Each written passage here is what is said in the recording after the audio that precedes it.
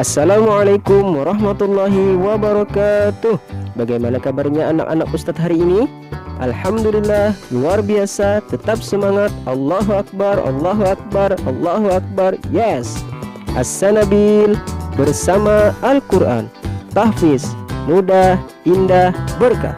Takbir, Allahu Akbar, Allahu Akbar, Allahu Akbar. Yes, sallu ala Nabi Muhammad. Allahumma salli wa sallim ala Sayyidina Muhammad. Nah anak-anak, kita akan belajar akidah akhlak, yaitu pelajaran yang pertama, kalimat thayyibah 1. Sebelum belajar, mari kita baca doa dulu bersama-sama. Bismillahirrahmanirrahim. Rabbi zidni ilma warzuqni fahma. Amin. Alhamdulillahirabbil alamin.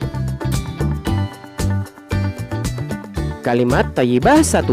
Setiap kita melaksanakan sholat pasti diawali dengan bacaan takbir.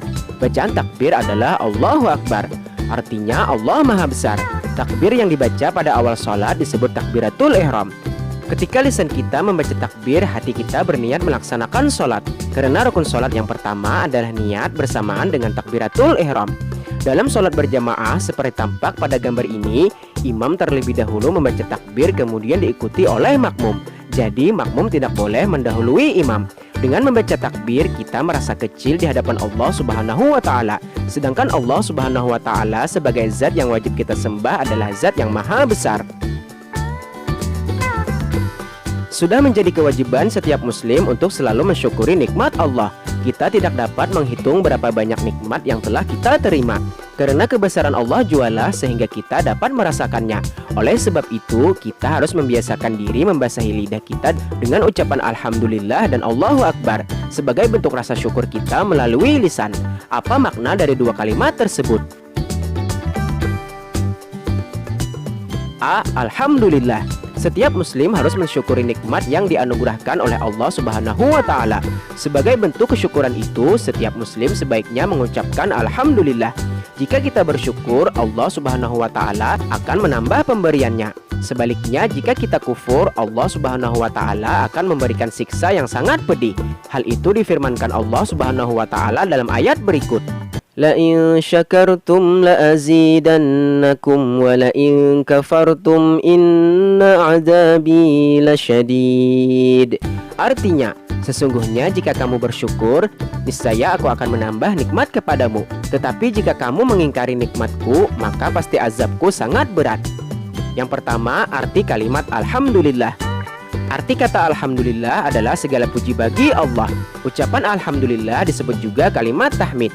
Kalimat ini diucapkan sebagai bentuk ungkapan rasa terima kasih kepada Allah Subhanahu wa Ta'ala yang telah memberikan nikmat yang begitu banyak kepada manusia, baik berupa nikmat jasmani maupun nikmat rohani. Contohnya adalah mata dapat melihat dengan sempurna, telinga dapat mendengar dengan jelas, mulut dapat digunakan untuk makan dan minum.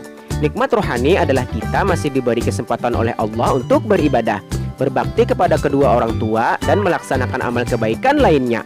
Allah Subhanahu wa Ta'ala telah memberikan semua yang dibutuhkan oleh manusia. Yang kedua, pengucapan kalimat Alhamdulillah.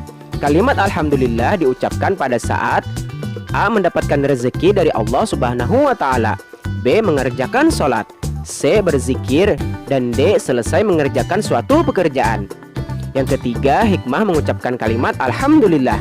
Beberapa hikmah yang diperoleh seorang hamba apabila mengucapkan kalimat Alhamdulillah yaitu A. Terhindar dari sifat sombong, B. Selalu ingat kepada Allah, C. Bersikap rendah hati, dan D. Merasa berkecukupan dengan nikmat dari Allah. Kemudian B. Allahu Akbar. Pernahkah kalian melihat sesuatu yang luar biasa? Sesuatu yang ajaib menurut pikiran kalian? Misalnya, ada seorang ibu yang melahirkan bayi kembar 5 dan seorang nenek yang masih hidup di atas umur 100 tahun. Apa yang ada dalam hati kalian jika mendapati hal-hal seperti itu? Sebagai anak yang beriman, adanya kejadian-kejadian yang menakjubkan seharusnya membuat kalian ingat akan kebesaran Allah. Sesungguhnya semua hal yang terjadi di dunia ini dapat terwujud atas kehendak Allah. Semua itu membuktikan bahwa Allah Maha Besar. Kalian tentu masih ingat kisah Nabi Isa alaihissalam yang lahir tanpa bapak. Menurut pikiran kalian, hal itu tidak mungkin terjadi. Akan tetapi Allah berfirman dalam ayat Al-Quran bahwa hal itu mudah terjadi. Allah menunjukkan kepada manusia tentang kekuasaan dan kebesarannya. Bukankah Nabi Adam alaihissalam justru tidak memiliki ayah dan ibu? Agar selalu dapat mengingat betapa Allah maha besar di atas segalanya, kalian harus membiasakan diri untuk mengucapkan Allahu Akbar. Jika kalian menyaksikan sesuatu yang luar biasa, ucapkanlah Allahu Akbar. Ucapan tersebut dinamakan bacaan takbir. Allahu Akbar berarti Allah maha besar.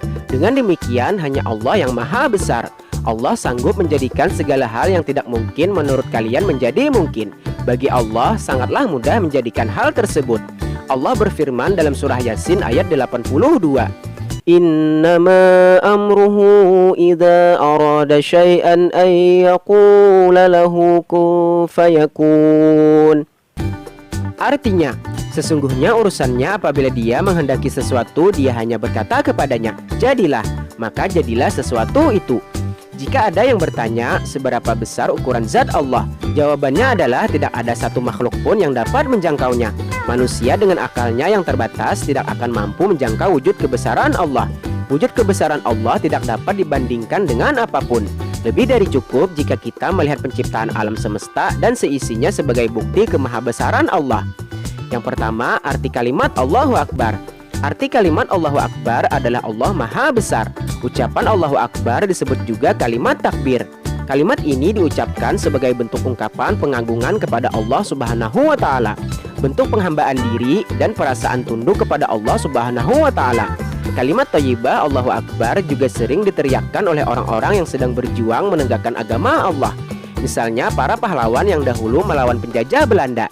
Dengan pekikan Allahu Akbar dapat membangkitkan semangat juang melawan kezaliman. Selain itu, di penghujung puasa Ramadan pada malam hari raya Idul Fitri, seluruh umat Islam bersama-sama mengagungkan kebesaran Allah Subhanahu wa Ta'ala dengan gema takbir. Takbir yang bersahut-sahutan di malam Idul Fitri menggetarkan hati siapa saja yang mendengarnya. Yang kedua, pengucapan kalimat Allahu Akbar. Kalimat Allahu Akbar biasa diucapkan pada saat pidato atau khutbah Jumat. Setiap menyebut keagungannya, melaksanakan sholat, berzikir, dan hendak mengerjakan suatu pekerjaan. Dan yang ketiga, hikmah mengucapkan kalimat Allahu Akbar. Setiap muslim yang mengucapkan kalimat Allahu Akbar akan memperoleh hikmah. Antara lain, A. Merasa rendah dan kecil di hadapan Allah. B. Selalu ingat kepada Allah. C. Optimis dengan pertolongan Allah. Dan D. Tidak mudah putus asa. Mahfuzat. Idza sadaqal azmu wa dhahas sabilu. Jika kemauan seseorang itu kuat, maka akan jelas jalannya. Alhamdulillahirabbil alamin. Nah, anak-anak, untuk pelajaran kita kali ini cukup sampai di sini dulu. Semoga apa yang telah kita pelajari bermanfaat dan berguna untuk kita semua. Wabillahi taufik wal hidayah. Assalamualaikum warahmatullahi wabarakatuh.